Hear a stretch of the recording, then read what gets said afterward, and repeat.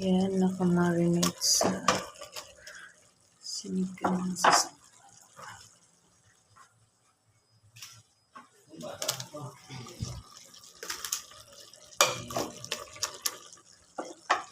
na yung baboy na pinakuluan ko sa sinigang sa sampalok, bawang, sibuyas, paminta, siling green. Ayan, nalurog na yung siling green.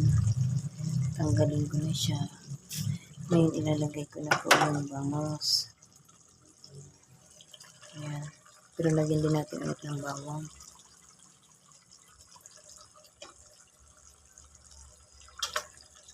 Ayan. Malambot na po yung baboy. Meron din itong sinigang sa sampalok.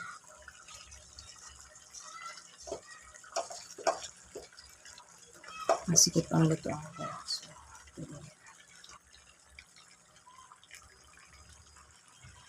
gabawang ko siguro ito ng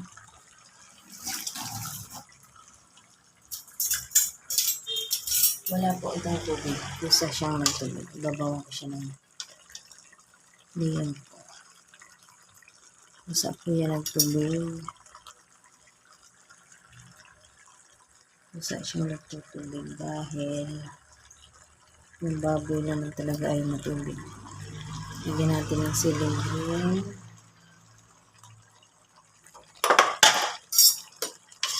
Yung ibang layan po, ibabaw ko na siya.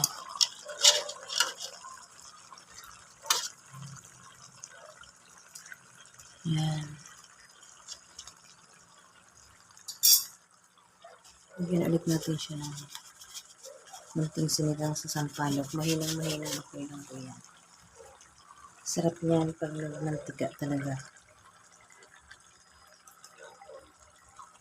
Ayan.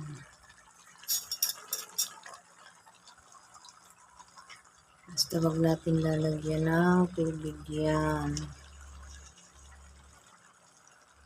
Medyo madami ang bangos ko. Kasi more on isda talaga kami.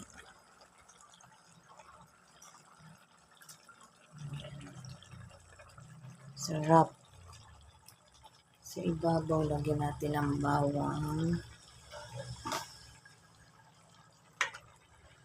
Sinigang sa sampalok ulit.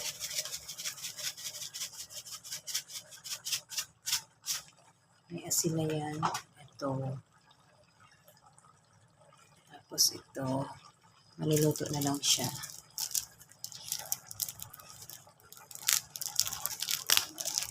Ayan. Huwag lang lalagyan ng tubig. Lagyan ulit natin ng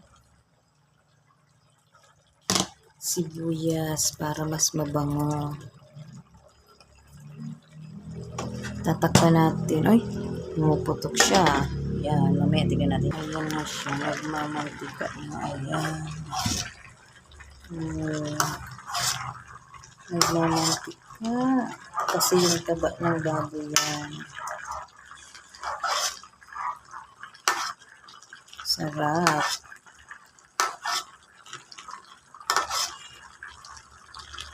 Taba ng baboy, taba ng isda. Ayan, naghalo-halo sila.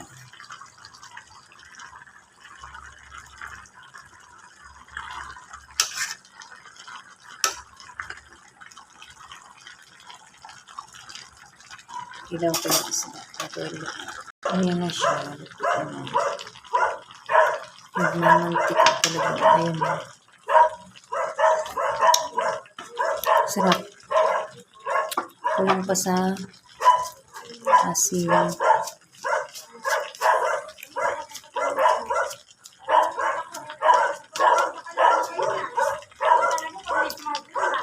Ingay dito talaga sa maanghang na siya. Grabe, ang sarap-sarap niya. Oh, ayan. Pumilitaw ang mantika. Luto na po ito. Ayan, luto na siya. So, kailangan ng mahinang apoy. Itong nakikita niyo pong ganito ay sinigang sa sampalok.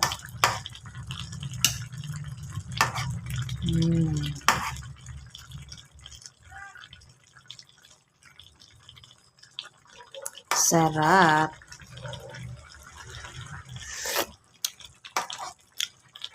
Matabang pero masarap.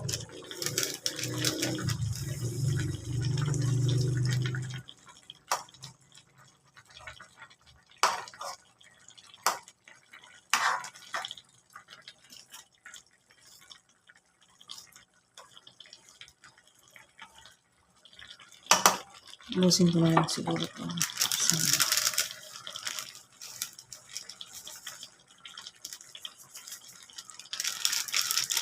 Sinigang sa sampalok yung ginagamit ko pang paksiw. Kasi mas nanonood siya.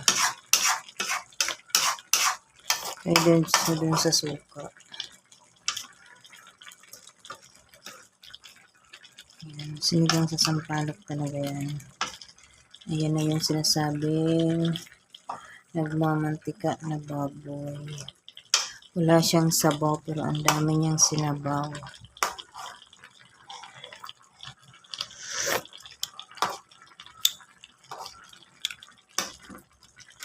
Ubusin ko na lang ito.